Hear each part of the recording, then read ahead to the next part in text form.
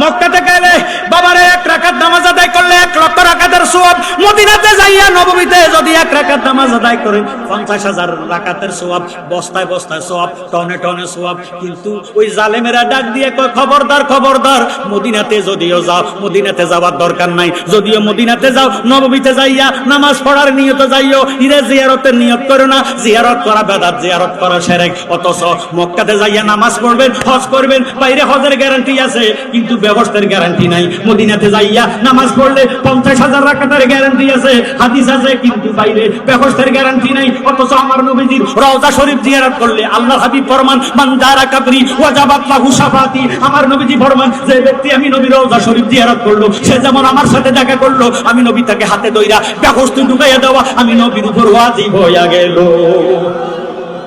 এতে আমরা বুঝা গেল আমরা জিয়ারতের পক্ষে না বিপক্ষে।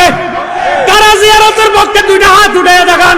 আমার জ্ঞানী গুণী ভাই বাবারা বন্ধুরা, এই নালাইন শরীফের নকশা মোবারক আমার মাথার মধ্যে আছে, টুপির মধ্যে আছে, আমার ছেলের মাথার টুপির মধ্যে আছে।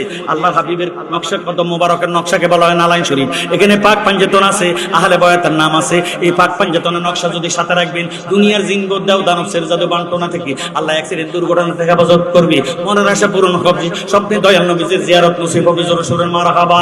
ভাইও যেই কোনো নিয়ত করি আপনি নিতে পারেন। ঘরের মধ্যে লেমনেটিং করে রাখবেন, গাড়ির মধ্যে লেমনেটিং করে রাখবেন, আল্লাহ অ্যাক্সিডেন্ট দুর্ঘটনা থেকে হেফাজত করবে। ভাইও যারা বিছনা নষ্ট করে তাদের জন্য 2 পিস দিবেন, 1 পিস তেলের মধ্যে রাখতে ওই তেলটা তেলে পানি মাথায় দিয়ে বাচ্চাটার ঘুমানাইবেন, দেখবেন বিছনা নষ্ট হবে না, মেধা শক্তি বেড়ে যাবে, চাকরিতে প্রমোশন হবে, আল্লাহ তার মান সম্মান ইজ্জত বাড়াইয়া দিবে। মাত্র 10 টাকা হাদিয়া, না রাসূলের হাদিয়া হলো 20 টাকা, যার যার প্রয়োজন হয় নিয়ে যাইন।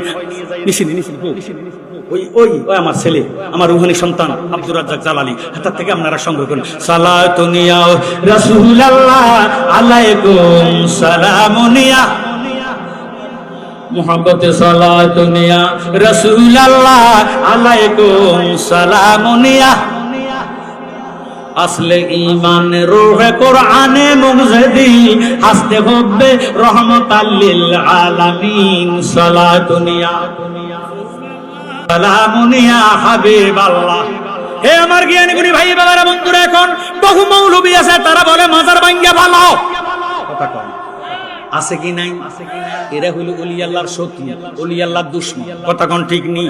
আমার ভাইয়েরা বাবারা বন্ধুরা, কুছে শাহজালালের মাজার ভাঙ্গা ফালাও। এখন আল্লাহ এমন কৌশল করে শাহজালালের নামে আন্তর্জাতিক বিমানবন্দর দিছে, তোরা যেহেতু ভাঙ্গা ফালাইতে গেছ, এখন তো করে শাহজালালের নামের নিচে দিয়া আসা যাওয়া করায়াম। কথা কোন ঠিক নেই? আমার ভাইয়েরা বাবারা বন্ধুরা, আমার আল্লাহ ডাক দিয়ে কয় যারা আমার বন্ধুর সামনে বিদ্রুপ করে, ঠাট্টা করবে, ক্রিটিসাইজ করবে, আমি খোদায় কুদরতি তরবারি লয়া তার বিরুদ্ধে জিহাদের ঘোষণা দিলাম। আল্লাহু আকবার। আল্লাহর সঙ্গে জিহাদ করে কেউ পারবেনি।